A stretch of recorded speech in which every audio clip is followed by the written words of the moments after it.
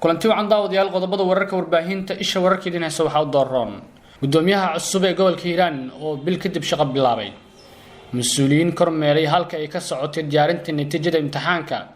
koox burcad ah iyo hub oo Muqdisho lagu soo bandhigay Axmed Karaash oo dib ugu laabtay Boosaaso kana hadlay safarkii Imaaraadka dad shacab ah oo lagu dilay duleedka magaalada Gaalkacyo ee gobolka Mudug dowladda federaalka ee Soomaaliya oo ka hadashay in Itoobiya dhexdhexaadinayso Soomaaliya iyo Kenya kulamo xasaasi ah oo ka dhacay magaalada Jowhar iyo warar sheegaya mooshin ka dhan ah madaxweynaha Hirshabelle iyo gudoomiyaha baarlamaanka maamulka Hirshabelle Puntland oo foodo ku tilmaamtay socdaalkii ra'iisul wasaare Kheyre ee waqooyiga magaalada Gaalkacyo ee gobolka Mudug maamulka gobolka Banaadir oo sameeyay howlo burburin ah iyo madaxtooyada Soomaaliya oo loo gudbiyay warbixin la xiriirta arrimaha dastuurka Soomaaliya waxa daawadayaal intaas waxay qaar ka tirsan qodobada wararka warbaahinta isha wararkeedina hayso kuwada ugu door karoon haddii aad ka mid tahay saaxiibadayna cusub ee bartana YouTube-ka fadlan subscribe oo rukmo gambaleelka guji like saar saaxiibadana share si helaan wararkii ugu dambeeyay Soomaaliya caalamka daawadayaal markana ku soo dhawaada warkii oo faahfaahsan gudoomiyaha cusub ee gobolka Hiiraan ayaa bil kadib shaqo bilaabay mas'uuliyiinta maamulka gobolka Hiiraan oo horkacay gudoomiyaha magacaaban ee gobolka Hiiraan kaas oo aan xilka weli la wareegin ayaa maanta markii ugu horeysay waxa uu ka shaqo bilaabay qayb kamid ah xafiisyada maamulka gobolka Hiiraan Cali Maxamed Calaale oo ay garab fadhiyeen qaar kamid ah ku-xigeenadiisa ayaa waxay sheegeen in xaaladda magaalada Beledweyne ay tahay mid degan isla markaana ay si rasmi ah xarunta maamulka uga bilaabeen shaqooyinkoodii gudoomiyaha cusub ee maamulka gobolka Hiiraan Cali Maxamed Calaale oo warbaahinta kula hadlay xarunta maamulka ayaa sheegay in markii ugu horeysay 34 maalin kadib uu ku sugan yahay xarunta uu ku shaqeeyo maamulka Hiiraan isla markaana shacabka ay furan yihiin xafiisyada waxa uu dhinaca kale soo hadal qaaday khilaafkii ka dhashay xilka qaadistii gudoomiyihii hore ee maamulka gobolka Hiiraan ee Hirshabelle Yuusuf Axmed Hagar Dabageed waxa uu sheegay in xilka uu yahay meerto qofna laga qaadi karo qofna loo dhiibi karo waxa sharaf weyn ah maanta inaan markii ugu horeysay aan isugu nimaado xafiiskii maamulka gobolka Hiiraan oo aad ogtihiin oo muddo aan isleeyahay waa bil ama ay wax la jiraan inuu xirnaa oo aan wax shaqo aan ka socon inaan maanta isku nimid halkan inaan iska wareysano sidii dib loogu furi lahaa howlihii shaqo ee maamulka gobolka uu hayay dadka maxaan ku raahdaa reer Beledweyne iyo dhammaan reer Hiiraan walaalayaal sida ogtihiin xilku waa meerto qof la ma jiro qolo lehna oo gaar u lehna ma jirto ninba maalin ayuu soo maraa wuxuuna ka qaataa taariikh oo xilligaas oo meesha joogay uu sameeyay ama waxay noqotaa taariikh mugdi ah oo madow oo berito dadku ay ku habaaraan ama ay ku caayaan ama waxay noqotaa taariikh wanaagsan oo nuur leh oo berito lagu xushmeeyo ama loo soo istaago waxaan ilaahay ka baryaa inuu xilkan ilaahay uu ka dhigo midkii wanaagsanaa oo lagu xushmeeyo maan shacbiga reer Hiiraan meel kasta ay joogaan laga bilaabo saacadda hadda aan hadlayno in xafiiskii maamulka gobolka Hiiraan inuu furan yahay wixii adeeg iyo wixii howlo u hayay gobolka Hiiraanna ilaahay idinkiis ay halkeedii iyo meel kasta wanaagsan ay nooga sii socon doonto dhinaca kale warar la isla dhaxmarayo saacadihii la soo dhaafay ayaa waxa lagu baahiyay baraha bulshada waxaana la sheegay in xildhibaano ka tirsan baarlamaanka maamulka Hirshabelle ay wadaan mooshin kale ah madaxweynaha maamulka Hirshabelle Maxamed Cabdi Waari iyo gudoomiyaha maamulka Hirshabelle Cismaan Barre Maxamed xildhibaanada qaarkood ayaa la sheegay inay kulamo ku yeesheen magaalada Jowhar isla markaana ay soo hadal qaadeen siyaasadda caluusan ee ka jirta deegaanada maamulkaas iyo sida looga gudbi karo waxaana qaarkood la sheegay inay soo jeediyeen in dhibaatada ay ka socoto dhinaca madaxtooyada loona baahan yahay in la saxo dhinaca kale xildhibaano ka warhelay kulamadaas ayaa iyaguna la sheegay inay shir siyaasadeed ay ku yeesheen deegaano ka tirsan maamulkaas isla markaana ay soo jeedeen mooshin laga gudbiyo gudoomiyaha baarlamaanka Cismaan Barre Maxamed mas'uuliyiin ka tirsan maamulka Hirshabelle oo aanu la xirinay si aan wax ugu weydiino arrintan waxay sheegeen inay jiraan kulamo ay yeesheen xildhibaano iska soo horjeeda hase ahaatee aysan si sax ah u xaqiijin karin inuu jiro mooshin laga diyaariyay madaxweynaha maamulka Hirshabelle Maxamed Cabdi Waare iyo gudoomiyaha maamulka Hirshabelle Cismaan Barre Maxamed madaxweynaha maamulka Hirshabelle Maxamed Cabdi Waare iyo gudoomiyaha baarlamaanka Hirshabelle Ismaan Barre Maxamed ayaa maalmihii la soo dhaafay waxay ku sugnaayeen magaalada Beledweyne ee gobolka Hiiraan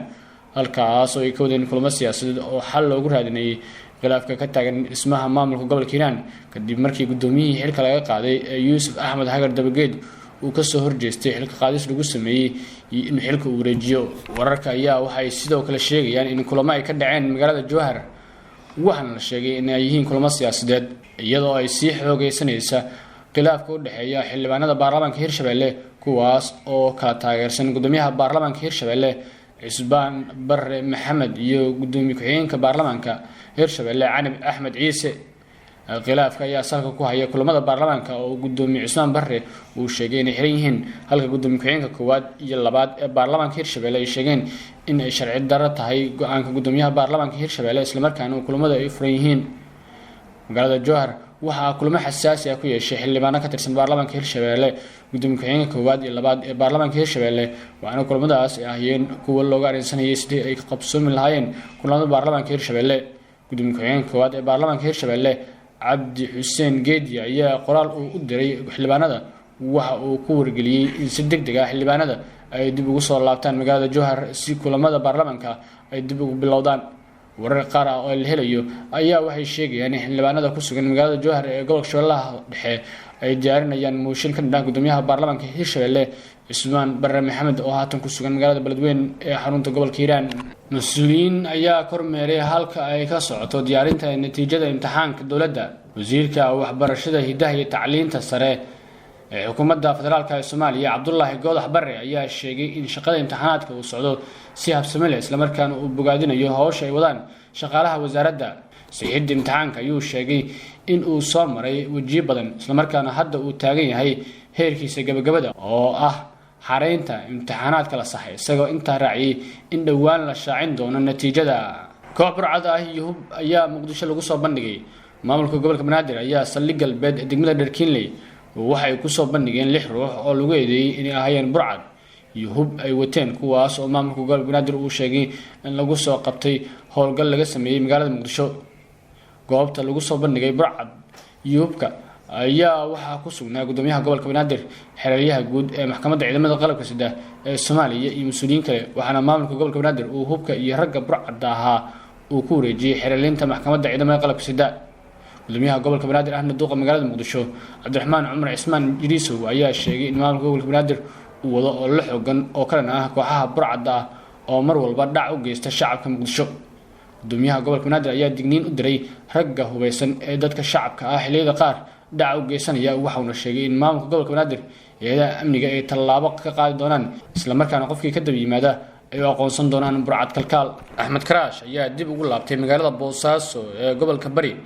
waxaana ka hadlay safarkii uu ku tagay Imaaraadka. madaxweyne ku-xigeenka Puntland Axmed Cilmi Cismaan Karaash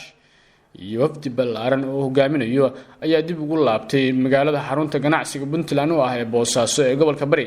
kadib safar ugu maqnaayeen dalalka Djibouti iyo Imaaraadka Carabta. wafdiga madaxweynaha ayaa waxaa garoonka diyaaradaha Boosaaso ee gobolka Bari si diiran ugu soo dhaweeyay guddoonka gobolka Bari kan degmada Boosaaso mas'uuliyiin ka tirsan golayaasha dowladda Puntland taliyaha qaybta gobolka saraakiil ciidan siyaasiyiin odayaal dhaqameedyo waxgarad iyo shacabka magaaladaas oo qayb ka ahaa soo dhaweynta wafdiga madaxweyne ku-xigeenka Puntland Axmed Cilmi Cismaan Karaash. madaxweyne ku-xigeenka Puntland Axmed Cilmi Cismaan Karaash ayaa ugu horeyn ka mahadnaqay soo dhaweynta isaga iyo wafdigiisa waxaana ka warbixiyay safarkiisa shaqo ee qaatay 15 cisho kaasi oo ugu horeeyay dalka Djibouti oo uu kala qayb galay maalinta xurriyadda dalkaas June 27, 2019. ugu dambeyn madaxweyne ku-xigeenka Puntland ayaa inta uu ku sugan yahay xarunta ganacsiga Puntland ee Boosaaso ee gobolka Bari waxa uu kulamo muhiim ah la qaadan doonaa mas'uuliyiinta dowladda ismada nabadoonada iyo qaybaha kala duwan ee bulshada magaalada Boosaaso ee gobolka Bari. dad shacab ah ayaa lagu dilay duleedka magaalada Gaalkacyo inta la xaqiijiyay ilaa 3 ruux ayaa geeriyootay taas ka badanna way dhaawacmeen kadib markii maleeshiyad hubeysan ay rasaas ku fureen gaari dad shacab ay saarnaayeen duleedka waqooyi ee magaalada Gaalkacyo ee gobolka Mudug. wararka la helayo waxay sheegayaan in rag hubeysan oo aan weli aqoonsan ay rasaas ku fureen gaari rakaab ah oo marayay agaarka deegaanka Saaxo ee hoostaga magaalada Gaalkacyo ee gobolka Mudug. dadkii ku dhintay iyo kuwii ku dhaawacmay rasaasta ayaa la geeyay isbitaalka magaalada Gaalkacyo ee gobolka Mudug waxaana la sheegay in goobta ay ka baxsadeen maleeshiyaadkii rasaasta gaariga ku riday ilaa hadda lama oga dadka ka dambeeyay weerarkaas iyo sababta loo dilay waxaana xusid mudan in dhawaan magaalada Gaalkacyo lagu dilay 9 ruux oo ka soo kala jeeday deegaanada Koonfur Galbeed iyo Hirshabelle dowladda federaalka ee Soomaaliya ayaa ka hadashay Itoobiya inay dhexdhexaadinayso Soomaaliya iyo Kenya saacadihii la soo dhaafay ayaa waxa warbaahinta Kenya qaarkood iyo kuwa gudaha Soomaaliya ay qorayeen in ra'iisul wasaaraha Itoobiya Abiy Ahmed uu dhexdhexaadinayo Soomaaliya iyo Kenya isla markaana labada madaxweyne ee Soomaaliya iyo Kenya ay kulmayaan warkaas waxa been abuur ku tilmaamay wasiirka wasaaradda arrimaha dibadda Soomaaliya Ahmed Ciise Cawad waxaana xusid mudan in warka ku saabsan in wada hadal laga galayo badda Soomaaliya hore u beenisay madaxtooyada Soomaaliya wasiirka wasaaradda arrimaha dibadda ee Soomaaliya Ahmed Ciise Cawad ayaa sheegay in warbaahinta Soomaalida ay mar walba ku dhiiradaan wararka been abuurka ah waxaana wasiirka uu sheegay in go'aanka la xiriira badda Soomaaliya oo ay Kenya muranka gelisay uu wali sidiisii yahay isla markaana uu seen jirin wada hadal laga galayo horta mid hore maadaama saxaafadda ka hadlaynay arintaas waxay kamid tahay arrimaha aan inuu ka hadlaynay oo ah in dadkii ay ku dhiiranayaan inay fake news inay war abuuraan wasaaradda anigu aan wasiirka u ahay ayaa been laga abuuraa waraaqo wasaaraddu leedahay la qoraa saxiixa iga la saara waxa la yiraahdaa wasiirkaas sameeyay dad baa waxaas isaga dhiirada marka in warar aan jirin oo dawladdu inkirtay in qof uu naftaada kaaga xoogaalsan yahay hadda ma taqaanid si aad uga jawaabtid annaga iyo Kenya waxaan nahay dal darisa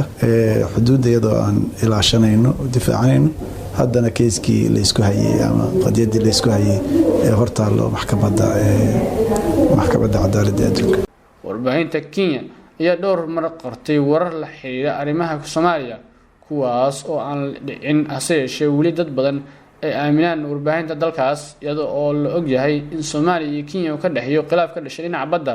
oo ay Kenya muran gelisay qayb kamid ah badda Soomaaliya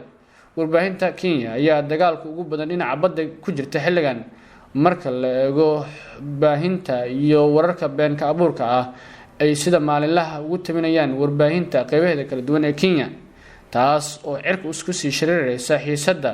dhinaca diblomaasiyadda ee Soomaaliya iyo Kenya maxkamadda cadaaladda adduunka ICJ ayaa shaacisay in dhamaadka sanadkan 2019 ay dhageysanayso kiiska dhinaca badda ee u dhaxeeya Soomaaliya iyo Kenya maamulka Puntland ayaa fowdo ku tilmaamay socdaalkii ra'iisul wasaaraha Soomaaliya uu ku tagay waqooyiga magaalada Gaalkacyo ra'iisul wasaaraha xukuumadda federaalka ee Soomaaliya Xasan Cali Kheyre oo labadii cishe la soo dhaafay ku sugnaa koonfurta magaalada Gaalkacyo ayaa waxa uu booqasho ku tagay waqooyiga Gaalkacyo waxaana booqashadaas dhaliil ka keenay maamulka Puntland oo deegaan ahaan maamula waqooyiga magaalada Gaalkacyo ee gobolka Mudug wasiirka wasaaradda arrimaha gudaha Puntland Maxamed Cabdiraxmaan Dhamacad ayaa sheegay in ra'iisul wasaare Kheyre uu ka wacday maqaamka sare oo ay ugu talagaleen inay ku soo dhaweeyaan isla markaana qorshayaal kale oo u gaar ah oo ula tagay Gaalkacyo Richard Jaraid oo warbaahinta Gaalkacyo ugu qabtay wasiirka arrimaha gudaha Puntland ayuu sheegay in ra'iisul wasaaraha ay madaxtooyada Gaalkacyo ugu diyaariyeen mas'uuliyiin iyo waxgarad si uu kulamo ula yeesho hase taas uu ka diiday isla markaana uu la hadlay dhalinyaro meel ugu diyaarsanaa sidoo hadalku dhigay waxaa dhacday hanaankii iyo maqaamkii aan ugu talagalay si mas'uuliyad darro ku jidho inuu ra'iisul wasaaruhu u diiday wuuna yidhi anugu hanaana raaci mayo umana socdo inaan isimno u diyaarsanaa iyo odayaal iyo waxgarad aan la kulmee iyo dad su'aal ay weydiinaya waxaan u socdo waxa weeye dhalinyaro meel iigu diyaara inaan dhex galo dhalinyarada inuu dhex galo oo la hadla annagaba diyaar u ahayn jadwalkay ku jidhaa laakiin sida uu maamulay waxay ahayd si ay ka muuqatay runtii aysan ka muuqan mas'uuliyad ra'iisul wasaarenimo waxaan leeyahay ma ahan Xasan Cali Kheyre waa saaxiibka shakhsiyan aniga laakiin ra'iisul wasaare Soomaaliyeed oo dawladda federaalka ee Soomaaliya waanu ognahay maantay heerka ay marayso meeshii laga keenay in lagu jiro geedi socod aad u qodxa badan oo loo baahan yahay dad mas'uuliyad dheelitiran ka muuqato oo ka gudbiya meesha maanta ay joogto oo u gudbiya dawladnimo haddii aan aragnay wixii maanta Ilaahayna tusay aan maqli jiray cimrigaaga dheeraada geel dhalaayana waa ku tusa maanta waxaanu aragnay waxay wax u baahnaa dad badan oo Soomaaliyeed maaha reer puntland dad badan oo soomaali ay nala arkaan waxaaba dhici karta kuwo badan inay hore u arkeen laakiin iska aamuseen waxaan leenahay waxaan cududaar ka siinaynaa isimadii iyo waxgaradkii iyo odayaashii iyo cuqaashii u diyaarsanaa inay soo dhoweeyaan oo ay ku soo dhoweeyaan madaxtooyada puntland caaway ra-iisul wasaaraha wixii dhacay oo aysan ahayn wax mudankooda ah waxaana rajaynaynaa haddii la ahaydmo arrintaas inay noqoto mid ay ka dhalato faham aragti dheer oo ah sidii soomaaliya lagu badbaadin lahaa ra-iisul wasaaraha soomaaliya xasan cali kheyre oo socdaal ku maraya deegaano ka tirsan maamulka galmudug ayaa waxaa warar soo baxayay ay sheegayeen in booqashada uu ku tegay waqooyi gaalkacyo ahayd mid aan horey loo sii qorsheyn hase yeeshee hadalkan kasoo yeeray maamulka puntland uu qeyb ka yahay khilaafka siyaasadeed ee u dhexeeya dowladda federaalk ee soomaaliya iyo maamulka puntland warkii warbaahinta isha wararka waa nageynta